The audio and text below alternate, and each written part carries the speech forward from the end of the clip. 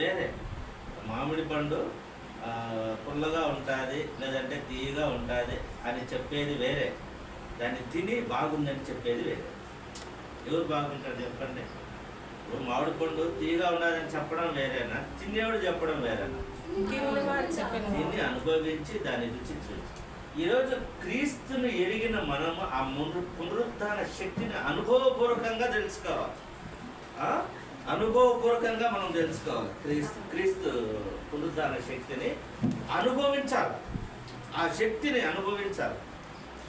అనుభవించకుండా చెప్పడం అనేది తాత్కాలికమైతే, ఊరికే ఏదో నామకే వాస్తే అవుతుంది. ఈరోజు మరి ఈస్టర్ అనే ఇది ఏమైందంటే, ఈ రోజున పాపము ఓడిపోయిన రోజు. పాపం ఏమైపోయింది? ఓడిపోయింది. పాపము ఓడిపోయిన రోజు ఈరోజు. సాతాను శక్తి విరగబడిన రోజు. సాతాను శక్తి విరగబడిన రోజు. మరి ఈస్టర్ లేకపోతే సిలువ ఒక విషాదం అయిపోతుంది. ఆయన తిరిగి లేకపోతే ఆ సిలువ మరణం అనేది ఒక విషాద గాథ లేదంటే విషాద సంఘటనతో ముగిసిపోతారు. ఆయన శ్రమ పడినాడు, చనిపోయినాడు, అంతే అయిపోతుంది. ఆయన తిరిగి లేయడం ద్వారా ఈరోజు మనకందరికీ శక్తి. ఆ సిలువ వృధా కాలం, అది మనం జ్ఞాపకం చేసుకోవాలి. నేను నిన్న వేరే చూస్తా అంటే ఒక పద్యం, వేరే ఆయన పద్యం పాడతాను. ఏం పద్యం అంటే, సత్యహరిశ్చంద్ర నాటకంలోనే ఈ చోటనే రాజులు, కళాలు, అధికారాలు, లేత ఇల్లాలు, పసుపు ఇవన్నీ కలిసిపోయింది ఈ చోటనే అంట. ఏడా? సమాధి. ఆ సమాధి తోటలో కాటికాపురి పద్యం పడుతున్నాడు. ఏమని?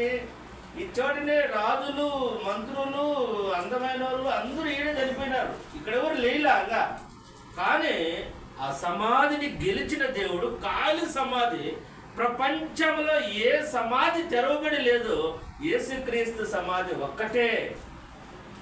అన్ని సమాధులు మూసి ఉన్నాయి, వాళ్ళు తిరిగి లేవలా. కానీ ప్రపంచంలో ఒకే ఒక్క సమాధి తెరవబడిన సమాధి, ఆయనే క్రీస్తు. ఆయన లేచి ఉన్నాడు. మన అంశం ఏమంటే ఈరోజు ఏమంశం? మన అంశము ఆయన లేచి ఉన్నాడు. ఆయన సజీవుడైన దేవుడు, మృతుడు కాదు. ఆయన మృత్యుంజయుడు, మరణాన్ని గెలిచి లేచినవాడు. మృత్యుంజయుడు అంటాం. ఆయన మృత్యుని గెలిచి లేచిన దేవుడు. ఈరోజు మన పాపముల నిమిత్తము మనము కూడా అనుభవంలోకి ఎలా వస్తామంటే, ఆయన పాపములో మనతో పాటు చనిపోయినాడు కాబట్టి మనము కూడా పాపం విషయంలో చనిపోయి పరిశుద్ధత విషయంలో, జీవము విషయంలో తిరిగి లేయడమే పునరుద్ధాన శక్తి మనం అనుభవించినట్టు. మనం పాపంలో చనిపోకపోతే పునరుద్ధాన శక్తి ఎలా వస్తుంది? గుడ్ ఫ్రైడే రోజు యేసుక్రీస్తు చనిపోకపోతే ఆదివారం లేయాల్సిన పనే ఉండదు, ఏం లేదు కదా. నీవు నేను మనందరము పాపం విషయంలో చనిపోయి పరిశుద్ధతలో మనము లేచినప్పుడే ఆ పునరుద్ధాన శక్తిని అనుభవిస్తాం. కానీ లేదంటే వస్తున్నాం, పోతున్నాం చర్చికి, ఇదే ఉంటారు. ఆదివారం వస్తాను, బాగున్నారు, అంతా ఎట్టున్నారు, ఏం కథ అనుకొని పోతున్నారు. కానీ నువ్వు అనుభవించటం లేదు. అందుకే చెప్పిన ఒక పండు తిని చెప్పడం వేరే, దాని రుచి తినకుండా చెప్పినట్లు అయిపోతారు మన పరిస్థితి. ఈరోజు చూడండి, శుక్రవారంతో, మహా శుక్రవారం లేదా గొప్ప శుక్రవారంతో, గుడ్ ఫ్రైడే రోజు యేసుక్రీస్తు పని అయిపోయింది అనుకున్నారు అందరూ. మేము చంపేసినాం, పాతి పెట్టేసినాం, ఇంకా ఈయన చాప్టర్ క్లోజ్ అనుకున్నారు అందరూ. ఈయన పంచాయతీ ఆయనకి అయిపోయింది అనుకున్నారు. కానీ వాళ్ళకి తెలియదు, మూడో రోజు ఆయన మృత్యుంజయుడు అయినాడు. ఆరిపోయింది అనిపిస్తుంది. ఆయన ఒక దీపం కాదు ఆరిపోవడానికి, ఆయన సూర్యుడు. ఎవరు ఆపుతారు? దీపం ముట్టిస్తే, గాలి వస్తే ఆగిపోతుంది. ఆయన వెలుగు, సూర్యుడు, నీతి సూర్యుడు. ఆయన ఆపడానికి ఏది పని చేయదు. ఆయన లేచాడు. అదే ఈజ్ రైజర్. ఆయన లేచినాడు. ఆయన ఎవరు ఆపుతారు? ఆయన ఎవరు ఆపలేడు. అందుకే చెప్తున్నాడు, అది క్రీస్తు దీపం కాదు, ఆయన నీతి సూర్యుడు అని చెప్తున్నాడు. అలాగే చూడండి, కొరింథీయులు రాసిన మొదటి పత్రిక 15వ అధ్యాయము 54, 55 వచ్చిన ఒకసారి చదవండి. 1 కొరింథీ 15:54-55.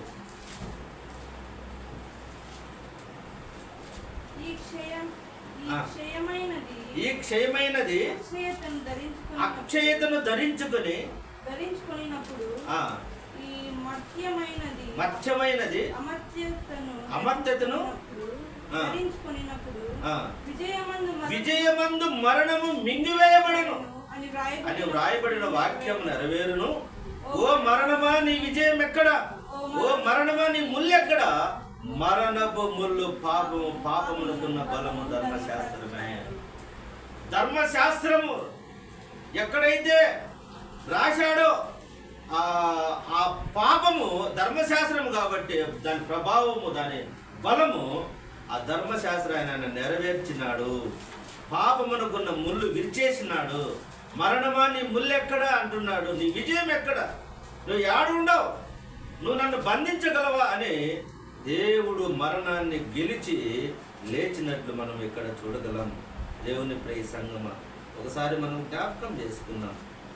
దేవుడు గొప్ప దేవుడు, ఆయన తిరిగి లేచిన దేవుడు. అందుకోసమని ఆయన చెప్తున్నాడు, ఆయన ఏమంటున్నాడంటే ఆయన మరణానికి సమాప్తమై ఉన్నాడు. ఆయన మరణానికి సమాప్తి అయ్యింది, మరణాన్ని జయించి ఉన్నాడు.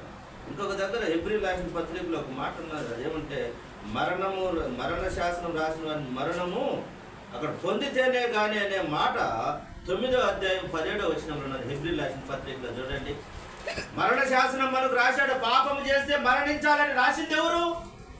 యేసుక్రీస్తు ప్రభువు వారు రాశాడు. ఆ మరణ శాసనం మరణ శాసనం రాసిన వాని మరణము అవశ్యము. ఆ శాసనము రాసిన వాడు మరణం పొందితేనే. మరణ శాసనం ఎవరు రాసిండేది? యేసుక్రీస్తు ప్రభువు, దేవాది దేవుడు మరణ శాసనం రాసినాడు. తప్పు చేసి నువ్వు చనిపోవాలన్నాడు. మరణ శాసనం రాసినవాడు ఆయన చనిపోకపోతే ఆ శాసనం ఎట్ట జరుగుతుంది? అవునా కదా? అందరూ డిసిప్లిన్గా అరవకుండా కూర్చొని ఉండండి, సెల్లుకి వెళ్ళండి, సబ్లైట్గా పెట్టుకోండి, అట్టా ఇట్టా జరగద్దు అన్నీ చెప్పి నేనే తిరిగితే ఎట్టయితుంది? చెప్పిన వాడు పాటించాలి. యేసుక్రీస్తు దేవాది దేవుడు, యెహోవా దేవుడు ఏం చేసినట్టు తప్పు చేస్తే మరణించాలని మరణ శాసనం రాసినాడు. ప్రజలు ఆదాము కానీ చంద్రు చనిపోయి మరణ శాసనం రాసిన వాడు మరణించకపోతే అదే జరుగుతుంది. ఇప్పుడు అదే కదా జరుగుతుంది. ఆయన మరణించినాడు, మన పాపములను తిరిగి లేచినాడు. ఓ మరణమా నీ ముల్లెక్కడని దానిపైన విజయం సాధించినాడు. ఇది నాన్న మనల్ని తప్పించడానికి ఆయన మరణించినాడు.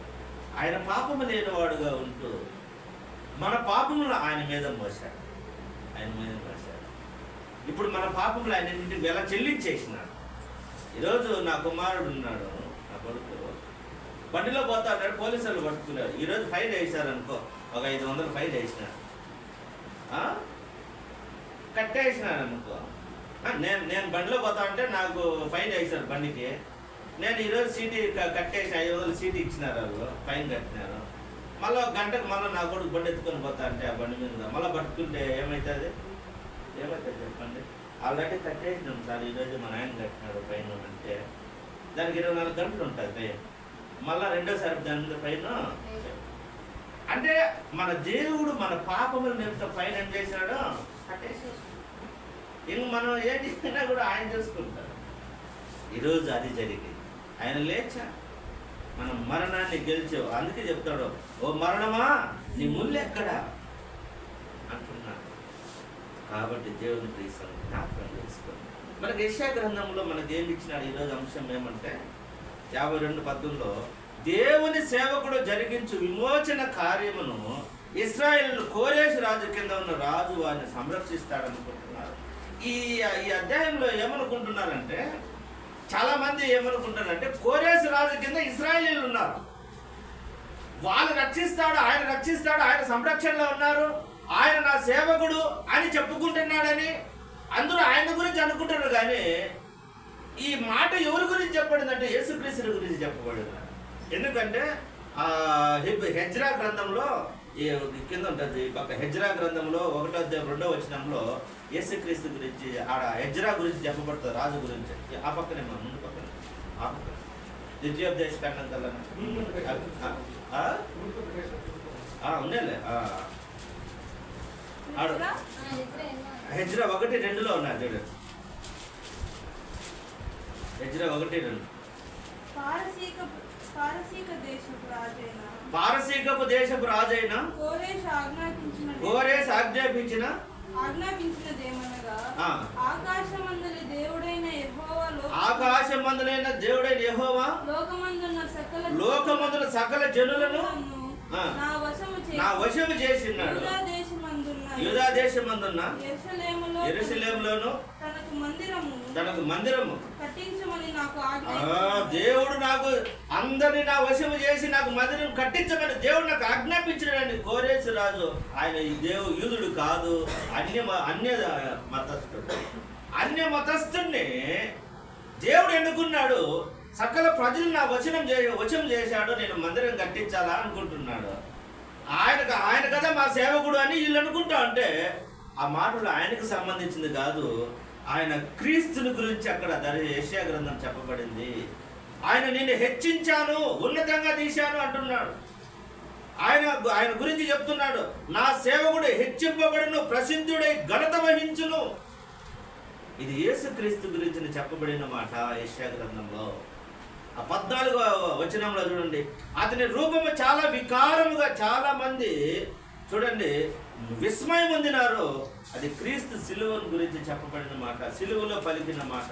ఆ సిలువలో ఆ యాగము గురించి ఆయనకు స్వరూపమైన సొగసైనను లేదని మరి యెషయా గ్రంథంలో 53వ అధ్యాయంలో చెప్పబడినట్లు ఇక్కడ 52వ వచనంలో కూడా చెప్పబడుతూ ఉన్నది. 15వ వచనంలో మనం చూస్తే అనేక జనములు ఆయన చిలకరించును ఆయన రక్తాన్ని. మరి కోరేసు గురించి కాదు. ఈ దినాన ఇది ప్రవచనముగా ఆయన పడిన బాధలు, ఆయన పడిన వేదన, ఆయన చేసే కార్యాన్ని ముందుగానే ప్రవశిస్తున్నాడు, ముందుగానే చెప్పబడుతూ ఉన్నది. యేసుక్రీస్తు శిలువ మరణం గురించి, ఆయన ఆ శ్రమల గురించి స్వరూపమైనను సొగసైనను లేదు. ఆయన రక్తము చిందించబడి ప్రజలందరి మీద చిలకరించును అనే మాట ఉన్నది. ఆయన రక్తం ఈరోజు ప్రజలందరికీ చిలకరించబడింది. ఎవరైతే ఆ రక్తాన్ని గుర్తుపెట్టుకుని పశ్చాత్తాపడి దేవుని యొద్దకు వస్తారో వాళ్ళందరూ రక్షించబడతారు. ఈరోజు ఆయన రక్తము పరిశుద్ధమైనది, బలి అంగీకరించబడినది. ఆయన రక్తము ఒక్కమారి ఆయన బలి అర్పించబడినాడు. ఆయన రక్తం అంగీకరించబడింది, దేవుడు అంగీకరించాడు. ఆ రక్తం ప్రపంచాన్ని శుద్ధి చేస్తుంది. ప్రపంచంలో ఉన్న ప్రతి మానవుణ్ణి యేసుక్రీస్తు నా సొంత రక్షకుడిని ఒప్పుకుంటే ప్రతి పాపము నుండి విడుదల కలిగించడానికి శక్తి కలిగిన రక్తము చిందించినాడని యెషయా ప్రవక్త ముందుగానే 800-700 సంవత్సరాలకు ముందే రాయబడి ఉన్నది. ఈరోజు మనకు ముందుగానే ఎందుకు రాయబడింది అంటే, ఒక కలెక్టర్ వస్తున్నాడు ఈ ఏరియా కంటే ఒక వారం 2 వారాల ముందు చెప్పడం, మంత్రి వస్తున్నాడంటే ముఖ్యమంత్రి వస్తున్నాడు నెలకు ముందు చెప్పడం. మరి గొప్ప ప్రపంచానికి దేవాది దేవుడు వచ్చాడంటే 100 సంవత్సరాల ముందు చెప్పాలి. తమాషా అప్పుడప్పుడు రెడీ కావాలంటే తమాషా. ఇప్పుడు ఉన్నట్టుండే ముఖ్యమంత్రి ఇక్కడికి వస్తానంటే ఏం తమాషా. ఆయన హెలికాప్టర్ దిగే స్థలం చూసుకోవాలా, ఆయన రోడ్డు చూసుకోవాలా, అక్కడ మళ్ళా బాంబులు ఏమైనా పెట్టారేమో స్క్వాడ్ తిరగాల, చెక్కింగ్ చేయాలా, ఆయన ఉండే ఆ స్టేజ్ కాడ పోలీసులు ఉండాలి, అక్కడ చెక్ చేయాలి, ఏమైనా ల్యాండ్ మైన్స్ పెట్టారేమో అని. దేవాది దేవుడు రావాలంటే 800 సంవత్సరాలు 500 సంవత్సరాల ముందే ఆర్డర్ ఇవ్వాల్సిందే కదా. అందుకే ఆయన వచ్చిన 700 సంవత్సరాల ముందు ఆయన ఇలా జరుగుతుందని యెషయా రాస్తూ ఉన్నాడు. మనం జ్ఞాపకం చేసుకోవాలి. శుక్రవారం రోజు సాధారణంగా కనిపించాడు ఆయన, మనలాంటి మానవుడుగా శ్రమ అనుభవించాడు. శుక్రవారం రోజు మహాశివుడు, గుడ్ ఫ్రైడే రోజు. కానీ ఈస్టర్ రోజు ఆయన మహిమపరచబడ్డాడు, మహిమతో లేచినాడు, తిరిగి లేచినాడు, మహిమతో ఆయన మహిమను పొందుకున్నాడు. ఈ దినాన దేవుని ప్రేమిస్తాను. ఈరోజు మనము కూడా పాపమ విషయంలో చనిపోతే మనము కూడా మహిమ కలిగిన దేహంగా మనం ఉంటామంటే, పరిశుద్ధమైన దేహంగా మనం ఉన్నప్పుడు ఆ భారమే ఉల్లాసంగా అయిపోతుంది. జక్కయ్య భారముతో చెట్టెక్కినాడు. యేసు ప్రభు ఎవరో చూడాలని చెట్టెక్కినాడు భారముతో. ఆ పాపం ఎప్పుడైతే ఒప్పుకున్నాడో తీసేశాడో ఉల్లాసంతో దిగినాడు. తేలికైపోయింది. మనం ఏమంటాము, ఏదన్నా బాధ ఎవరికైనా చెప్పుకుంటే భారం అంతా దిగిపోయిందమ్మా నీ చెప్పుకునే బాధే అంత భారం లేకపోతే పాప భారం ఎవరు దించేది? నా మనసులో కన్నీళ్ళు గారిపోయేది, తేలిక అయిపోయింది, దుఃఖం అంతా తీరిపోయింది, చెప్పుకుంటావు, ఏడుస్తావు, తగ్గిపోయింది అంట. నీ శరీరానికి తెలియదు, అది రిలాక్సేషన్ అంట. నీ మనసుకు, పాపానికి, నీ ఆత్మ కంటే నా పాపం, నీ హృదయాన్ని కంటే నా పాపం పోవాలంటే దేవుని సన్నిధికి వచ్చి ఒప్పుకున్నప్పుడు నువ్వు తేలికైపోతావు. నీ పాపాలకు క్షమాపణ దొరికిందన్నప్పుడు తేలికైపోతావు. ఇది నాన్న, ఈరోజు మనందరికీ ఆయన మరణములో మనం పాలి భాగస్థులు అయితే, ఆయన మరణముతో కూడా మన పాపముల నిమిత్తం మనము కూడా మరణించిన వారమైతే, ఆయనతో పాటు తిరిగి లేచినప్పుడు సజీవులుగా మనము కూడా నూతన స్వభావాన్ని ధరించుకుంటాం. నూతన స్వభావం అంటే ఏంది? నూతన స్వభావం అంటే ముందు మందు తాగుతా ఉన్నాం, ఇప్పుడు తాగడం, ముందు తిడతా ఉన్నాం, ఇప్పుడు తిట్టడం, ముందు పక్కించడం ముందు గలాటుకు పోతా ఉన్నాం, ఇప్పుడు పోవడం, ముందు పాప పనులు చేస్తా ఉన్నాం, ఇప్పుడు చేయడం. అంతే నూతన స్వభావం అంటే. ఇదేదో కొత్తదేమో డ్రెస్ వేసుకోవాలన్నది కాదు. నీ బ్రతుకు మారడం, నీ బ్రతుకు మార్చుకోవడమే. అలాంటిది మరి చెప్తూ ఉన్నాడు. ఇక మత్తయి సువార్తలో మనకు ఇక్కడ చూసినట్లయితే, మత్తయి సువార్తలో 3వది చూస్తే, మత్తయి సువార్త 28 నుంచి ఆడు చూస్తే, ప్రభువు లేచాడు. ఆదివారం తెల్లవారుజామునే యేసుక్రీస్తు పునరుద్ధానం చెంది ఖాళీ సమాధిని గూర్చిన సంఘటన సువార్తికులు అందరూ వివరించారు. కానీ మగ్దలేని మరియు వేరొక మరియు తెల్లవారుజామున ప్రభువు ఉంచిన సమాధి వద్దకు రావడం, ప్రభువు ఎడల వారికి ఉన్న ప్రేమకు భక్తికి నిదర్శనం. ప్రభువు లేచాడు అన్న పునరుద్ధాన సందేశం మొదటిసారిగా అందుకున్నది ఈ స్త్రీలే. ఎందుకు యేసుక్రీస్తు లేచినాడు అనేది మొట్టమొదటి చెప్పడానికి, సువార్త ప్రకటించడానికి స్త్రీలకు ఎందుకు ఇచ్చినాడంటే, ఆ స్త్రీలు యేసుక్రీస్తుని అంత ప్రేమించినారు, యేసుక్రీస్తుని అంత ఆరాధించినారు. వాళ్ళు మగ్దలేని మరియ తెల్లవారుజామున ఒక శవాలున్న దగ్గరికి పోవాలంటే స్త్రీలు ఎవరన్నా పోతారా? పగులు పొమ్మంటే పోరు.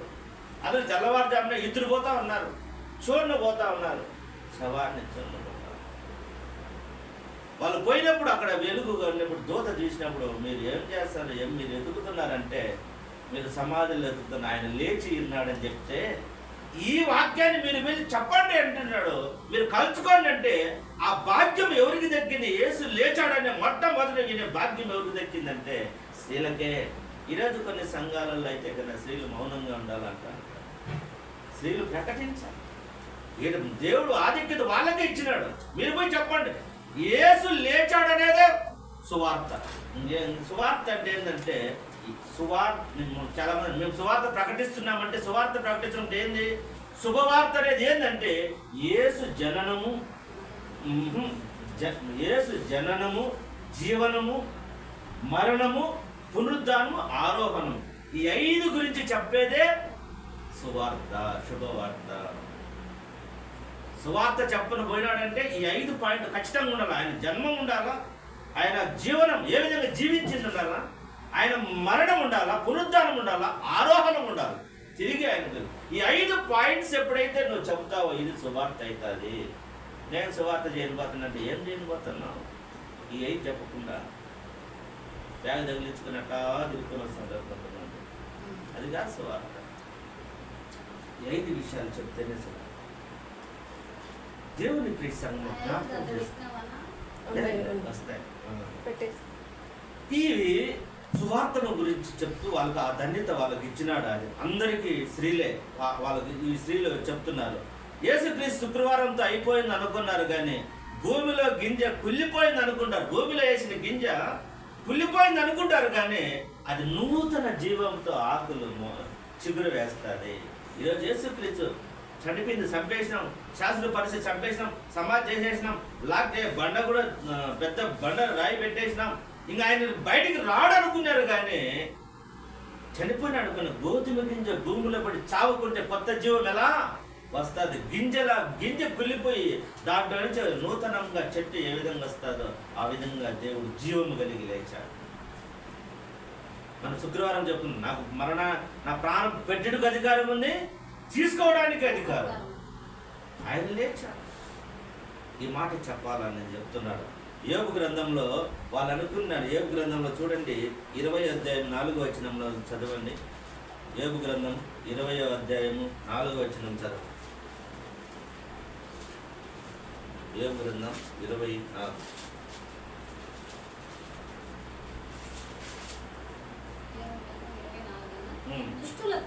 దుష్టులకు విజయము కొద్ది కాలం ఉండును, భక్తిహీనులకు సంతోషము. భక్తిహీనులకు సంతోషం ఎంతసేపు ఉంటుంది? ఒక నిమిషమే. భక్తిహీనులకు సంతోషం ఎంతసేపు ఉంటుంది చెప్పండి?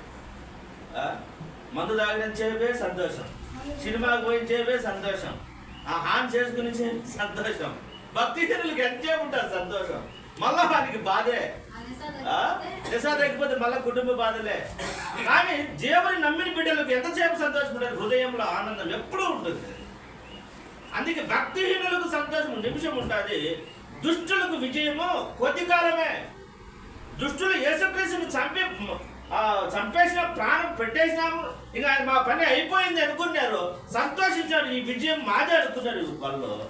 వాళ్ళకి 2 రోజులే, శుక్రవారం నుంచి ఆదివారం దాకా. వాళ్ళ విజయం ఎంతసేపు ఉంది? కొద్ది కాలమే. కాకపోతే 48 గంటలు ఉండొచ్చేమో. ఆదివారం తెల్లవారుజామున మళ్ళీ ఆయనకు విజయమే. అప్పుడు మళ్ళా వాళ్ళందరూ వచ్చేసి ఏమంటున్నారంటే, డబ్బులు ఇచ్చేసి మేము నిద్రపోతా అంటే శవాన్ని ఎత్తుకొని మేము చెప్పండి ఆయన అంటున్నాడు. ఆ నింద ఇప్పుడు కూడా ఉందంట. తెలుసులేము అట్లా చేస్తారు. ఈరోజు దేవుని ప్రియ సంఘం, యేసుక్రీస్తు లేచినాడు. వాళ్ళ భక్తిహీనులకు సంతోషం. ఒక నిమిషం మాత్రం ఉంటుంది. స్త్రీలకు దేవదూత భయపడకండి అని చెప్తూ, వారి భయం ఏమైపోయిందంటే, భయము విశ్వాసంగా మారింది. భయం ఎట్లా మారింది? భయం ఎట్లా మారిందమ్మా? భయం ఏమైంది? విశ్వాసంగా మారింది. నిరాశ ఏమైందంటే ఆనందం అయింది. నిరాశ ఏమైంది? ఆనందమైంది. భయము విశ్వాసంగా మారింది, నిరాశ ఆనందమైంది. స్త్రీలకు ఆ దేవదూత ఒక పని చెప్పింది, త్వరగా వెళ్ళి చెప్పండి. త్వరగా ఏం? ఇప్పుడు మీరందరూ ఇక్కడి నుంచి భోజనం చేసుకొని పోయిన తర్వాత ఏం చెప్పాలి చెప్పండి? మా దేవుడు లేచాడని మీ పక్కింటి వాళ్ళకి అందరికీ చెప్పాలి. ఆ మాట చెప్పింది. ఏం చెప్తాంది? దూత లేచి తెల్లని వస్త్రం ధరించుకుంది. మీరు ఎక్కడ ఎందుకు వెతుకుతున్నారు? ఆయన లేచి ఉన్నాడు, మీరు త్వరగా వెళ్ళి చెప్పండి. యేసుక్రీస్తు లేచాడనేది నువ్వు త్వరగా వెళ్ళి చెప్పాలా? నీ బంధువులకు చెప్పాలా, నీ స్నేహితులకు చెప్పాలా, నీ ఇరుగు పొరుగు వారికి చెప్పాలా? మా దేవుడు సజీవుడు తిరిగి లేచాడని నువ్వు ధైర్యంగా చెప్పాలా? పని చెప్పింది దూత. మీరు వెళ్ళి త్వరగా వెళ్ళి చెప్పండి అని చెప్తా ఉన్నాను. ఆ మాట చెప్తుంటాను చూడండి. ఆ స్త్రీలు దేవత చెప్పి త్వరగా వెళ్ళి చెప్తుంటే వారు మహా ఆనందం కాదంట వాళ్ళు పొందిండేది. ఏంటి? మహానందం అంట. వారు వెళ్ళుచుండగా యేసు వారిని ఎదుర్కొని మీకు శుభమని చెప్పగా వారు ఆయన పాదములు పట్టుకొని మ్రొక్కగా పాదాలు పట్టుకున్నారు. మీకు శుభమవును గాక అంటున్నాడు దేవుడు. నువ్వు ఎప్పుడైతే పరిగెత్తున్నావో దేవుడే ఎదుర్కొన్నాడు. చూడండి, నువ్వు చెప్పాలని పరిగెత్తుంటే, యేసు లేచాడని చెప్పాలని నువ్వు పోతూ ఉంటే నీకు ఎదురుగా దేవుడు వచ్చినాడు. ఈరోజు నీకు ఆలోచన ఉంటే, నువ్వు చెప్పాలనే ఆలోచన నీకుంటే దేవుడు నీకు ఎదురొస్తాడు. దేవుడు నీతో కలుసుకుంటాడు. దేవుడు నీతో సహాయం చేస్తాడు. నీవు ఆయన గురించి మాట్లాడాలనుకున్నప్పుడు, ఆయన గురించి చెప్పాలనుకున్నప్పుడు, ఆయన గొప్పతనాన్ని వివరించాలనుకున్నప్పుడు, నువ్వు ఒంటరిగా వెళ్తున్నావేమో నువ్వు అనుకుంటే, నీకంటే ముందుగా మధ్యదారిలోనే వచ్చి నిన్ను కలుసుకునే దేవుడు మన దేవుడు. ఎమ్మాయి మార్గంలో ఇద్దరు వెళ్తూ ఉంటారు. ఎమ్మాయి మార్గంలో ఇద్దరు ఆయన గురించి మాట్లాడుకుని చుండగా తానే వారి మధ్య నిలిచి ఈరోజు నువ్వు యేసుక్రీస్తుని గురించి నీ ఆలోచన నేను పుట్టక మునిపే నీ పక్కన నిలిచే దేవుడు యేసుక్రీస్తు దేవుడు. నువ్వు ఒంటరిగా ఉన్నావేమో, దేవా నేను ఒంటరిగా ఉన్నాను, నీవే నాకు దిక్కంటే నీ పక్కన నిలబడేది యేసుక్రీస్తు దేవుడు వారు. ఇది నా దేవుని ప్రేసన్న పునరుద్ధాన శక్తి నువ్వు పొందుకోవాలంటే నువ్వు మార్గ మధ్యంలోని దేవుడు నిన్ను కలుసుకుంటాడు. నీకు ఆశ ఉండాలి. నువ్వు సోమరిగా ఉంటే మా అద్దెలో రాడు, నువ్వు పండుకొని పిలిచినా కూడా ఇంటికాడు కూడా రాడు. నువ్వు చెప్పాలనే ఆశతో పోతూ ఉంటే నీకు సహాయం చేస్తాను. వాళ్ళు మొక్కి పాదాలు పట్టుకొని మొక్కినట్టు స్త్రీలు ఆనందం అంట, మహానందం అంట. అది వర్ణింపనలివి కానీ చెప్పే సత్యము కానీ ఆనందము అనే మాట చెప్తూ వారిని చెప్తున్నాడు ఆయన. ఏమిటంటే ఆయన పాదాలను పట్టుకొని వర్ణింపనలివి కానీ అనిర్వచనమైన ఆనందం అంట. అది చెప్పలేదు, పోల్చలేని అంత ఆనందం, మహానందంతో వాళ్ళు వెళుతూ ఉన్నారు. ఇది నాన్న దేవుడు లేచాడనే ఆనందం మన హృదయంలో ఉంటే మన ముఖాలు వెలిగిపోతాయి. ఎంత లేచినా లేకపోతే లేచినా మనం కూడా నిద్ర ముఖాలు మారుతుంటాయి. లేచాడు అనే సంతోషం ఉండాలి. పేతురు రాసిన పత్రికలో ఏం చెప్తున్నాడంటే, పేతురు గారు పునరుద్ధానం ద్వారా నూతన జన్మ, కొత్త జీవితం ప్రారంభమవుతుంది. నువ్వు యేసుక్రీస్తు కూడా తిరిగి లేస్తే కొత్త పునరుద్ధానం నీకు వస్తుంది. యేసుక్రీస్తు పునరుద్ధానం ద్వారా దేవుడు మనల్ని జీవము గల నిరీక్షణకు నూతన జన్మ పొందెను. నూతన జన్మ అనేది ఒక భావోద్వేగమైనది కాదు, అనుభవం కాదు, దేవుని కార్యం. అది ఏదో నేను దేవుని నమ్ముకున్నానని ఒక భావోద్వేగంతో చెప్పే మాట కాదు. ఇది హృదయంలో జరిగే కార్యం. అది నేను దేవుని నమ్ముకున్నా అంటే నువ్వు నమ్ముకున్నా, ఆయన నమ్మొద్దు నిన్ను. ఇప్పుడు నువ్వేమో ఆయన నమ్మినావు, ఆయన నమ్మొద్దు నిన్ను. ఇప్పుడు ఒక 2 వ్యక్తులు ఉంటారు మన కుటుంబ సభ్యుగా. నువ్వేమో ఇంటి యజమాని నమ్ముతావు, యజమాని నమ్మొద్దు నిన్ను. అంటే దేవుడు మన హృదయంలో జరిగే కార్యం. అది భావోద్వేగంతో ఆయన పని కాదు, దేవుడు చేసే కార్యం అంటున్నాడు. ఇంకొక మాట ఏమన్నదంటే, పాత మనిషి చనిపోవడం, కొత్త జన్మ అంటే పాత మనిషి చనిపోవడము, కొత్త మనిషి లేవడం. పాత మనిషి చనిపోవడము, కొత్త మనిషి లేవడం నూతన జన్మం అంటే. పాపానికి మరణించి దేవునికి జీవించడం, క్రీస్తు లేచిన జీవం మనలో ప్రవేశించడం. ఆ జీవం మనలో ప్రవేశించడం అనేది నూతన జన్మ అనేది క్రీస్తు పునరుద్ధాన శక్తి మనలో పనిచేయడం. ఆ నూతన జన్మ మనం ఏదంటే ఆ పునరుద్ధాన శక్తి మనలో పనిచేయడం ఎప్పుడైతే మొదలు పెడతాదో అప్పుడే నూతన జన్మ అనేది దేవుని వాక్యం ఇక్కడ మాట్లాడుతున్నది. ఇంకా దేవుడు మనకు నశించని, అపవిత్రం కానీ క్షీణించని స్వాస్థ్యాన్ని సిద్ధం చేశారు. నశించిపోనిది, క్షీణించనిది, అపవిత్రము కానిది, పవిత్రమైనది స్వాస్థ్యం అంటే సంపద మనకు సిద్ధం చేస్తా అన్నారు దేవుడు పరలోకంలో. మనం అది పొందుకోవాలి. నశించిపోయే వాటి కోసం ఎక్కువ ఆరాటపడుతూ ఉంటాం, శాశ్వతమైన దాని కోసం పెద్దగా పట్టించుకో. అందుకోసం ఆయన సిద్ధం చేస్తూ ఉన్నాడు. మరి పరీక్షలు అంటే అగ్ని వంటి శ్రమల గురించి మనకి రాయబడి ఉన్నది. అగ్ని వంటి శ్రమలు అంట.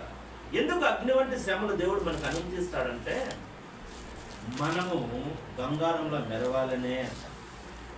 నేను పోయిన వారం కూడా చెప్పాను, మన క్రైస్తవులకు శ్రమలు ఎందుకు వస్తాయంటే నువ్వు మెరవడానికే. బంగారు శ్రమలో కొలిమిలో పడితేనే తలతల మెరిచేది, అట్టే ఉంటే అట్టే ఉంటుంది మబ్బుగా. దాంట్లో మస్ట్ పోవాలంటే కొలిమిలో అలాల్సిందే. అందుకే మనకు ఆ పేతురు రాసిన పత్రికలోని అగ్ని వంటి శ్రమలు అన్నారు చూడండి. ఆ పరీక్షలు అగ్ని వంటి శ్రమలు అనే మాట ఎటువంటివి? అగ్ని మనం శుద్ధి చేయడానికి అగ్ని పనికి వస్తుంది. మనం ఎక్కడే కానీ మస్ట్ లేకుండా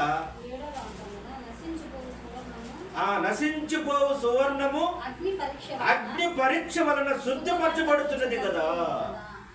దానికంటే అమూల్యమైన మన విశ్వాసం అంట. బంగారం కంటే అమూల్యమైన మన విశ్వాసము ఇంకెంత పరీక్షించబడాలి చెప్పండి? ఎన్ని పరీక్షలు రావాలి చెప్పండి? అన్ని పరీక్షలు వస్తే తప్ప మనం బంగారం వల్ల మెరవము. మనమేమనుకుంటాం, ఏందో యేసుక్రీస్తు నమ్ముకునే వాళ్ళమంటే ఒకటే శ్రమలు, ఒకటి పోతే ఒకటి. చర్చికి పోయాలంటే మాకు తీరికే లేకుండా వస్తున్నాయి. ఎవడన్నా చేతబడి చేశాడేమో మా ఇంటికి, మళ్ళా ఇదొకటి మంత్రాలు ఏమైనా చేసినాడు. నిన్ను శుద్ధి చేయడానికి శ్రమలు పంపిస్తే వాటిని నువ్వు ఏం చేస్తున్నావు అంటే, దేవుడా ఇది తీసేయి అంటే నువ్వెట్ట బాగుపడేది? తీసేస్తే శ్రమలు రాకపోతే నువ్వు శుద్ధి కావనే విషయం దేవునికి తెలిసే శ్రమలు, అగ్ని వంటి శ్రమలు నీకు పంపించి నేను పరీక్ష మెరవాల, నీవు శుద్ధి కాబడాలి, పరిశుద్ధంగా తయారు కావాలని శ్రమలు పంపించి నాకు యుద్ధాన్ని ఏడ్చి తెల్లారుదాము నుంచి ఏడ్చి నాకు వద్దు శ్రమలు అంటే ఎట్లా చెప్పండి. నా కాలు నొప్పి నిలమంటే నష్టాలు, కాలు నొప్పి తీసేయం చేయడానికి నాకు మనసు ఒప్పుకోవడం ఉంటే ఉండే ఉంటా. దానివల్ల ఏమో ఉంది నాకు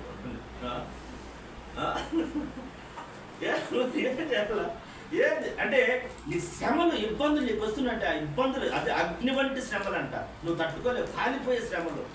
ఎందుకు కాలిపోతున్నావు అంటే నువ్వు మెరవాలని, నీవు బంగారం కంటే అమూల్యమైన మీ విశ్వాసము నిలబడాలని దేవుడు కోరుకుంటున్నాడు. ఆయన కోరుకున్న దాన్ని నువ్వెందుకు ఆపుతున్నావు? ఆయన తలతల మెరవాలనుకుంటే లేదు, నేను మబ్బుగానే ఉంటాను, మసిగానే ఉంటాను, నువ్వెందుకు కోరుకుంటున్నావు? దేవుని ఆ శ్రమలు పరీక్ష, అమూల్యమైన పరీక్షలు పెట్టినప్పుడు నీవు మనల్ని శుద్ధి చేస్తుందని మనం గ్రహించాలా. ఇది బాధ తాత్కాలికమే కానీ, బాధ తాత్కాలికమే కానీ, ఈ బాధలు, ఈ శ్రమలు, అగ్నివంటి శ్రమలు తాత్కాలికమే కానీ మహిమ శాశ్వతం. మనకేమొస్తుంది? మహిమ శాశ్వతం. కాబట్టి మనం జ్ఞాపకం చేసుకున్నాం, ఈరోజు పునరుద్ధాన శక్తి మనం అనుభవిస్తున్నామంటే ఆయన మరణం లేక మనం కూడా పాలి భాగస్తులు కావాలా, చనిపోవాలా. ఆయన జీవముతో పాటు తిరిగి లేచినప్పుడే అనుభవపూర్వకంగా క్రీస్తును అనుభవపూర్వకంగా తెలుసుకునేది వేరే. యేసుక్రీస్తు పుట్టినాడంట, యెరూషలేములో చనిపోయినాడంట, తిరిగి లేచినాడంట అనుకోవడం వేరే. నా పాపాల కోసం చనిపోయినాడు, నేను మరణించవలసిన ప్లేస్లో ఆయన మరణించి తిరిగి లేచాడు, అది నా అనుభవంతో కూడుకుని దేవా, నా పాపం నిమిత్తమని నువ్వు ఫీల్ అయ్యి చెప్పేది వేరే. అనుభవం పూర్వకంగా నీవు శ్రమ పడాలి. ఆయన అపోస్తలుడైన పౌలు అంటాడు, నాకు కొదువైనట్టు ఆయన శ్రమలో నేను పాలి భాగస్తుడనైనా అంటాడు. పాలి భాగస్తుడనైనా ఈరోజు యేసుక్రీస్తు శ్రమలో పాలి భాగస్తులు అయితే ఆయన జీవములో కూడా నీకు గొంతు వస్తాడు. నువ్వు ఈడ పాలి భాగస్తుడు, శ్రమల్లో నా గొంతు అంటే జీవం పెట్టొస్తుంది. ఈడ భాగం తీసుకుంటేనే కదా ఆడ భాగం వచ్చేది. ఆయన శ్రమల్లో నువ్వు భాగం కోరుకుంటే జీవంలో భాగం వస్తుంది. ఈ యుద్ధ అంటే అది రాదు. ఒక పిల్లి చెట్టు మీద కూర్చుందంట. పిల్లి చేపను పట్టుకోవాలి, చేపలు కాలువ తిరుగుతాయంటే చూసుకోనంట. దానికి ఏమంటే నీళ్ళు చేతి కట్టుకోకుండా ఎట్ట పట్టుకోవాలా అనుకుంటాను చేపను. అయ్యే పనేనా? నీళ్ళలో చేపను నీళ్ళు తగలకుండా పట్టుకుంటుందా? మనకు కూడా చాలామంది అంతే, కష్టాలు రాకుండా పరలోకం కావాలనుకుంటారు, తగలకుండా, ఇక్కడ శ్రమ తగలకుండా అది జరుగుతుంది. నువ్వు జీవానికి పోవాలంటే శ్రమలు అనుభవించాల్సింది. నువ్వు శ్రమలలో పాలి భాగస్తే జీవంలో కూడా భాగం వస్తాయి. మరి అటువంటి కృప, అటువంటి భాగం దేవుడు మనందరికీ దయచేయడం. ఆమేన్.